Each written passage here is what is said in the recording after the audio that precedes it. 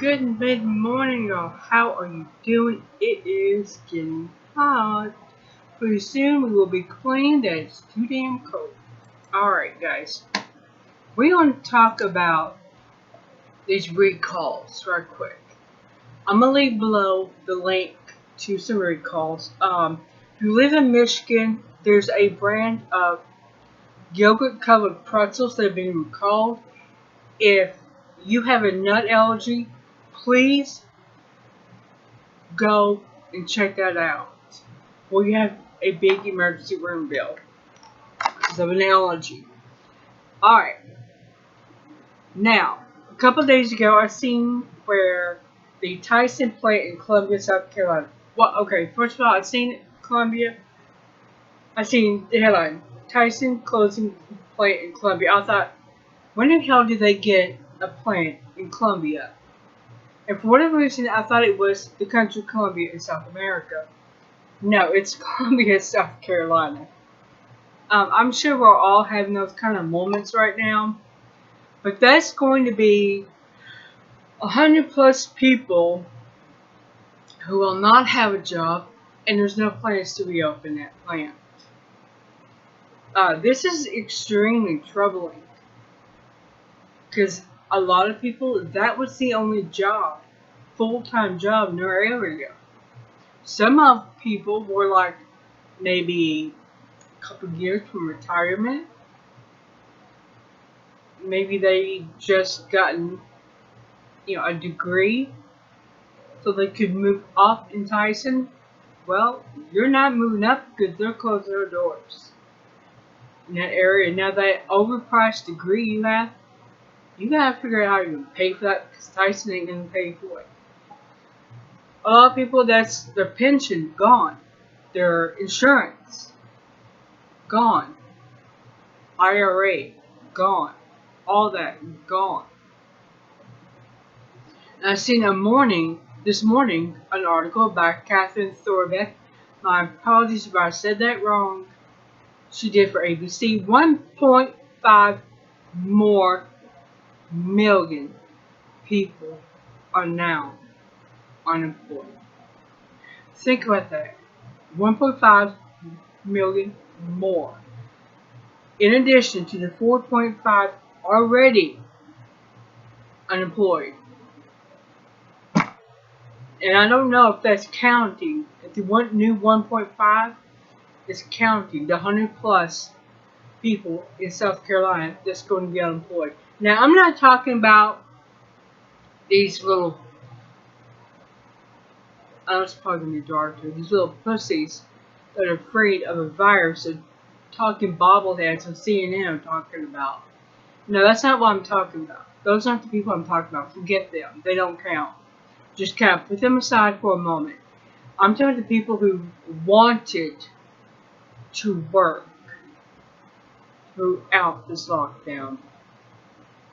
To people who don't want unemployment, they don't want food stamps, they don't want WIC or Section 8, they want to work. These are the people who are going to be hardest hit the most. We just, in 4 months, blew away the record for the highest unemployment in American history at one time. That was the Great Depression. And it took 4 years for them to accomplish that.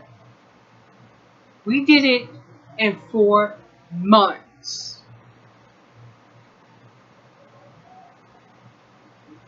That is astonishing. Now I'm saying 4 months because there's a plant that's closing on July 1st that was already planned on closing. They're also going to be adding to that unemployment number. So by the time we get into August, we will have done in 4 months what took the Great Depression 4 years to do. Now, these folks who wanted to work, they knew the government promises of the stay of evictions or foreclosure. They knew that was a scam. They knew right from the beginning. They knew all this was a scam to fleece them for as much as possible. There are some people who will not be able to go back to work without updating their skills. And by the time they do get updated skills, it'll be time for them to retire. So it's one thing after another and another and another for people. Now, let's talk about USDA. Oh yes, because we can't forget this pack of Nimrods that should be scheduled an appointment with Jack Kevorkian's ghost.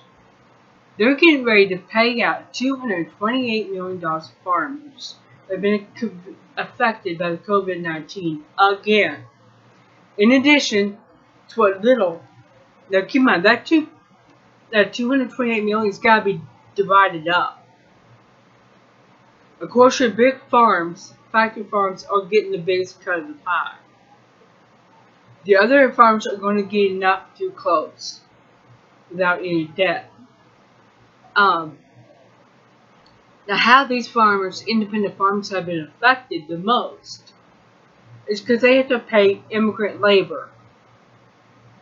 Because most Americans, let's face it, are either too lazy or too prideful to plant anything such as their asses on their couches as they binge watch junk and eat junk. That brings me to my next story on an Impossible Foods company, what Tyler Clifford did for NBC Mad Money. Now, don't get me wrong, okay? I'm going to say this right up. I do not have anything against a vegan or vegetarian diet. If that's what you want to do, you're doing it because you want to do it, not because some food Nazi is screaming at you, go vegan or else. First of all, what the hell are they going to do? These people can barely raise a finger. The only thing they really can do is scream because they're so malnourished. They can't really do anything. They're not really a threat.